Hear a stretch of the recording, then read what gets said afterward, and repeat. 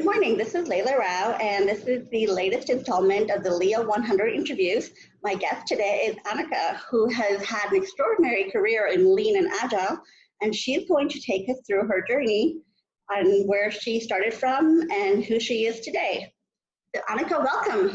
Welcome. Hello, everyone. Thank you. So as I mentioned, you had a lot of different careers and a lot of different experiences. Can you tell us more about your journey to how you came to where you are today? Well, my journey started 50 years ago.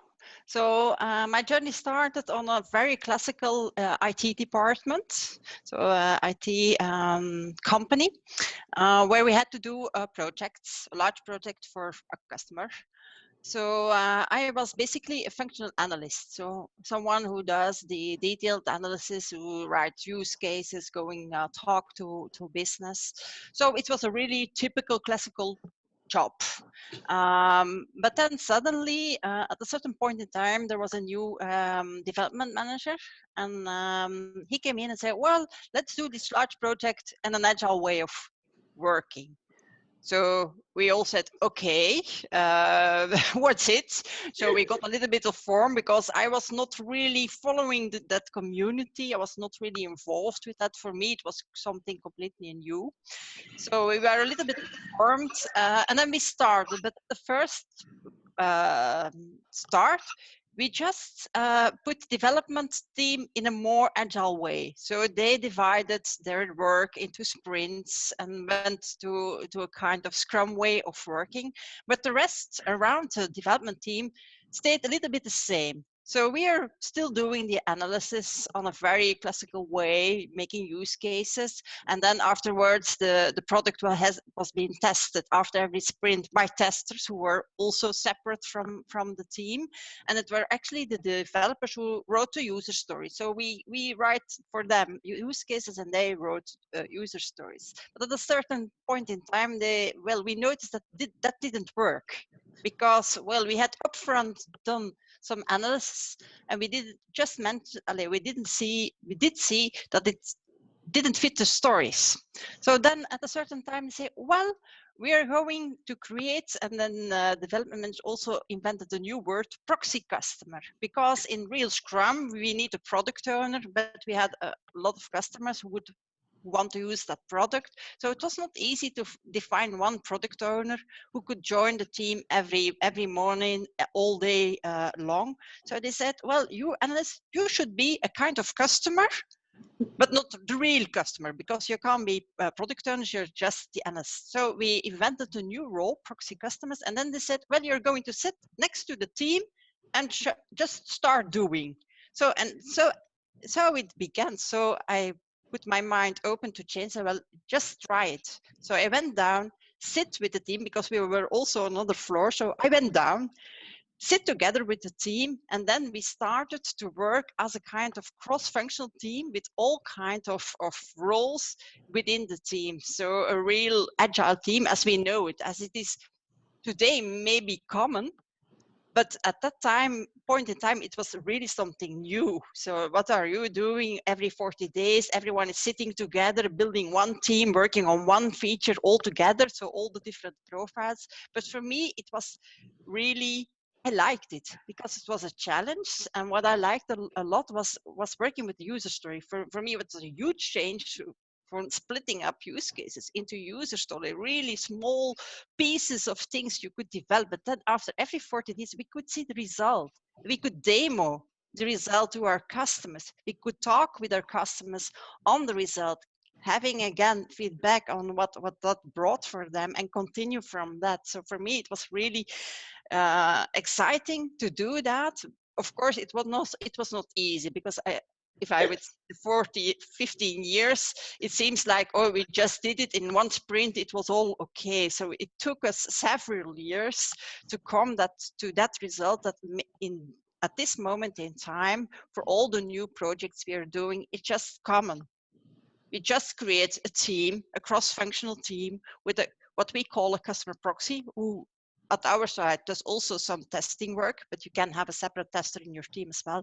A development, all members, all roles we need are in one cross-functional team doing the project. And for 50 years after where we start, it's just common practice in the company where I live. So for me, it was very, very exciting to be able to see that change, and that nowadays it's like some common thing.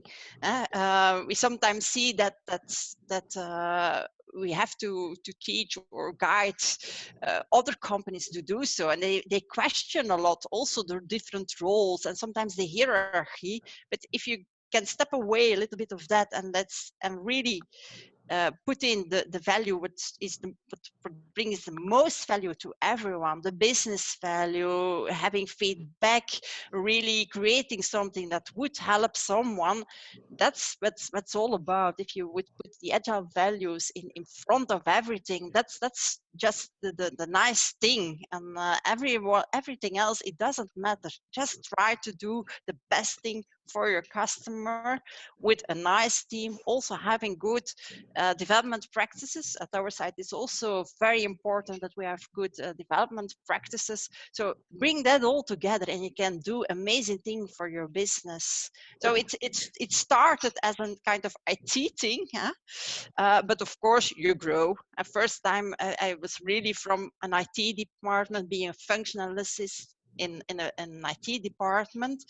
But by doing agile and being able to talk every 40 days to the real customer or product owner and working very closely at hand with that product owner, I learned to understand a little bit more also about the business and the things which are behind the business. So in the long term, over the 15 years, I also evolved a little bit more towards business and to things that are more about organizing business in a very lean and a more agile way. So I'm moving a little bit away, maybe I'm still doing IT things, but moving a little bit away from the purely IT organization of organizing one team, because I think we can pretty much do that. We're familiar with doing a project in an agile way of working with a good team. So we're familiar with that, but there's still a lot of work in also teaching our customers to look at their business in another way and to adapt that to be a little bit more agile also in their business and in their processes and everything. So I moved a little bit towards business nowadays. So that gives a kind of summary of my of my career. My career 50 years in a nutshell. That's a lot to summarize, and it's pretty awesome. Something I wanted to pick up on is you started off as a BA who started doing traditional analysis, and then what you call classical, and then agile happened. I had a similar trajectory, and for me it was eye-opening to see working software come back in weeks, to see the reality of what I was supposed to be designing. And it sounds like you had a similar experience. Yes, it's a very similar experience. For me, it was also because if you're doing just analysis on paper, everything works fine on paper. So then you should realize the things you're thinking of. So for me, that was a challenge. And then you can see every 40 days that actually it's a good idea and you can continue. But also for me, it's giving much value that you can see that sometimes your idea doesn't work and you can come back. And that's also about being agile, so that you can adapt and see that thing you thought would be interesting for a certain customer or things you should develop in a certain way, that maybe it's not giving that value to the customer and you should rethink your plan. And by doing that on a very short notice, those little sprints and things, you can easily adapt and you have always the feedback loop.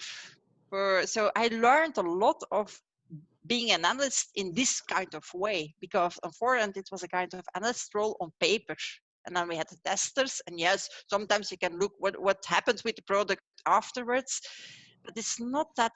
Also the connection with the real business, I really like doing the sprint meetings or sprint design walkthroughs, etc. So the demos, because there you have the connection with the real customer. So the close link, for me, a customer can ring me every time a day. he can always interrupt me and ask me things, because that's what I'm working for. It's not my business. I'm working for people to help make them their business and create business value. So I'm going to assume, as a Dutch woman, you speak more than one language, because I have never known any Dutch person who's only spoken one language. excuse me? I'm sorry. I think you speak more than one language, right? Yes, indeed. Okay. So is there a comparison between your role as an analyst, working with business and IT, and learning different languages? Because I have found that I work almost as a translator, understanding the business language and then translating that to IT. Have you found something similar?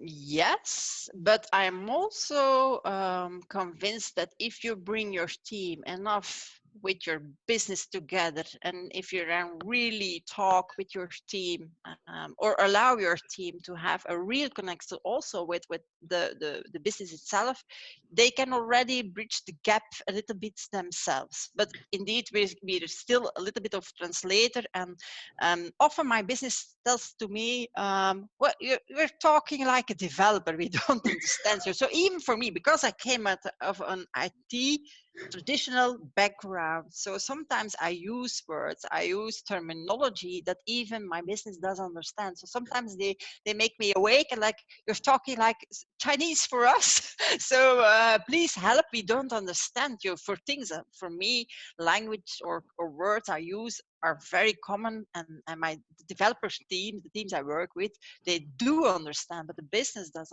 not understand. For me, it's always being aware and speaking a language that both speak, the team and the business, and make them communicate, because even that is even I, how would I call it, even something which give even more value if team and business speaks the same language.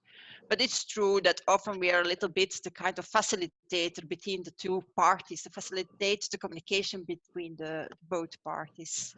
But for me, it brings a lot of value that also the team can go out and maybe do a kind of observation with the business itself. Go to the floors where business is doing their things. Make team knowing what the business is doing, and not just producing nice code or doing a nice project. I really like what you're saying about the fact that our job is to do something to help our customers. And the more that developers and team members can see the reality of customers and their work, the better it is for everybody. Mm-hmm. Yes, yes. It sounds like you do place a lot of value on collaboration and facilitation. Does that come naturally to you? Is that something you had to learn? I think from myself as a person, I've always have been someone who wants to collaborate. So I think I can easily make contact with people, connect with people. So for me, collaboration, if sometimes people ask me what was the success of doing Agile 15 years ago, for me it was collaboration. Work together with developers, talk to developers, try to understand how they think and how we should prepare our user stories in order to be able for them to do their job properly. So for me, that was one of the major success factors of being agile. Collaborate with your business, collaborate with your team, sit together, speak to one another, communicate. Also with other parts, because if you're doing large projects, you also have other partners or other people or third parties who need to collaborate. So try to connect and speak to one another. And if there is a disagreement, try to solve the disagreement by talking to people, by giving your point of view, let them say their point of view, and come in between to a shared understanding, a shared agreement. Also in many of the things we do, in the processes, in the tools we use, like for example an impact map or story mapping, the most interesting part, the results, the backlog, of course, that's also fine. It's also deliverable. But for me, the most important deliverable of those tools is the collaboration, because in those kind of exercises, you often bring people of different business units together. They have a shared, they have a project they want to start. So you bring them together, and they have to think, collaborate together to have a shared understanding on what they need. And for me, that's even far more important, or even equal important as having the backlog and having the stories and having the estimation and blah blah blah, everything the project leader needs, but the project manager needs. But for me, it's having the same shared understanding, collaborate with people, communicate, and going into the same direction. That's for me very important. And I really, in the things I do, I really give emphasis on that. So the rest is process, it's tools which will help you, but the real thing is the collaboration, the communication, have a shared vision, shared understanding, understand each other, and go for the same goal. So the conversation matters as much as the yes, captured outcome. yes, Totally agree. yes. And based on what you were saying about working in complex projects often requires more than just one team and one business. The whole enterprise is involved at some level. It sounds like you have a lean background. Can you explain more about how lean ties into what you're doing now? Not enough. So it's true that I came from an IT background. We just start working agile, but if you move more forwards and you see the whole process, also the IT process, the business process, it makes you think, because in still, even at our customers, in many organizations, there is kind of waste in doing things, in the processes, in the things you need to do.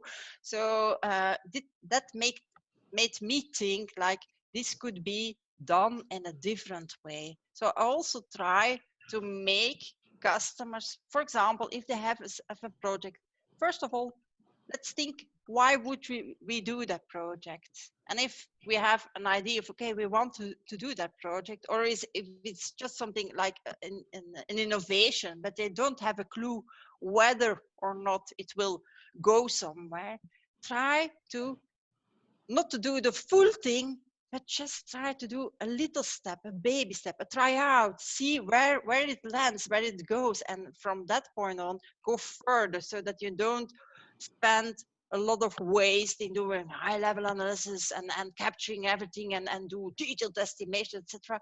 No, keep it simple. Just start with the little things, see whether it goes, and then from that point of view, continue. And always keep in mind the things you want to realize, but the things that give you business value, that are valuable to your organization or to your business, put that in at first place.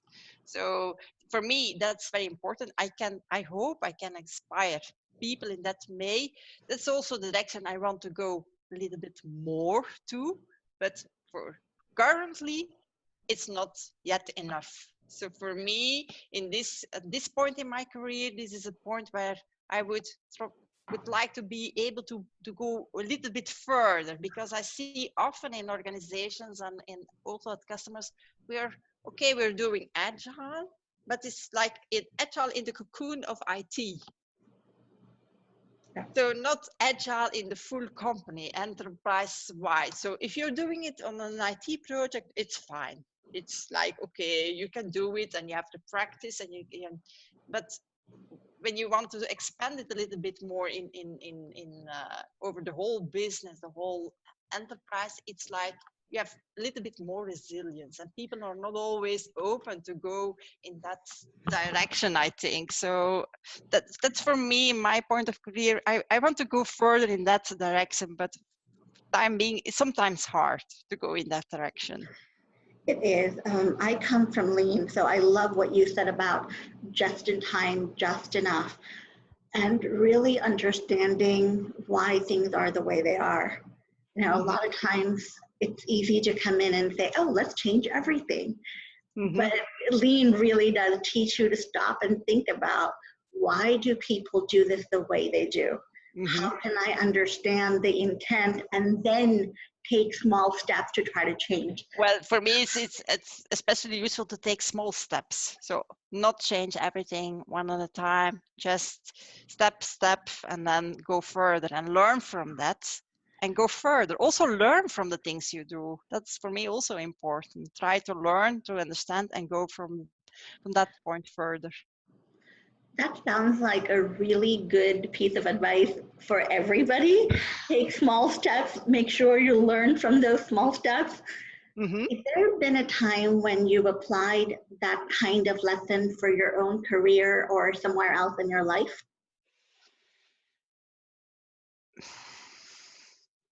I think for it's hard to say, but for everything I I often have the kind of self-reflection. So I want to think what I'm doing currently, what do I want to do next. So also for me, it's kind of a self-feedback loop and thinking what went good, what I did, what did I like, what didn't I like in at this point of time, and trying to avoid things I didn't like, because sometimes in your career you're asked to do some certain things and then you say, oh, I will do it, but then if I realize I don't like to do that, I just try to be able to not to do that anymore. So when you come from, for example, as for me, from a traditional IT background, you're becoming analyst, and then, for example, the typical thing they're asking or they're saying, oh, project lead, project manager, program manager, but these are things I'm not happy about doing those things. So I have the same self-reflection and say, no, I don't like it. It's not something for me. So I don't want to do that. So I go different way, and choosing that different path also in the careers in traditional IT companies is sometimes hard, because then they don't have any little square to put you in, because you're not an analyst anymore. So what are you? What's your role? So often I have the question of people, what's your role? And I think that's not important. You don't have to put me in a little square. It's what I'm trying to do with our businesses, with our customers. That's important. And where you put me in. So yeah, I try to adapt also from that, and avoiding to do things I don't like, and learn and improve on things I think I do like and maybe I'm good in. So I'm good in communicating. I'm good in making our customers business think. I'm thinking I'm also very critical. So if customers or business comes to me and say, well, we want to do that, I'm often the first one to say, yeah, but did you think about that? Did you think about this and that? So to make them think and reflect, not to be just cynical and critical, but to help them to fine tune their ideas, more or less. It sounds like looking at yourself, understanding your strengths and weaknesses, and then matching that to what the organization needs, Mm-hmm. and then letting go of all the rules and things that can get in the way, it would be your recommendation. Yes, yes. So if just think of yourself, see what makes you happy, and go for that, and learn and improve on the things you're good in, and avoid things you're maybe good in, because they often say to me, well, but you can make a kind of Excel with it from a project leader. Yes, I can do it, but I don't like it, and it doesn't give me energy. So I don't want to spend whole days just doing a kind of calculation that's an Excel files, etc. I don't want to do that, because that doesn't give me energy. For me, it seems like it does not give value to the business, although I understand that we need those roles as well. But for me, it doesn't work. So also to other people, say, if you see that that does not give you energy, just don't do it, and maybe go into a direction that's not predictable within, for example, a company or such. Make your own decisions, go your own way. I love that advice. I think that's something that we can all do no matter where we are in our journey, is optimize where our interests are, what gives us the most energy, and always keep in mind business value and why we're doing this. Mm-hmm. On that incredibly powerful note, thank you so much for your time. I really appreciate this conversation. Thank you. So I hope I can inspire some people in the rest of the community. So I was very glad to share some of my ideas.